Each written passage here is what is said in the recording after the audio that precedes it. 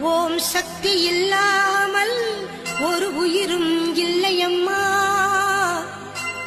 குங்கும திலகத்தில் குளிர்கின்ற சூலியம்மா. குண்டலி வடிவினில் குறை தீர்க்கும் மாரியம்மா. சந்தன காப்பினில் சிரிக்கின்ற கருமாரியே. சக்தி பஞ்சாட்சரி திரிசூலி மகமாயே.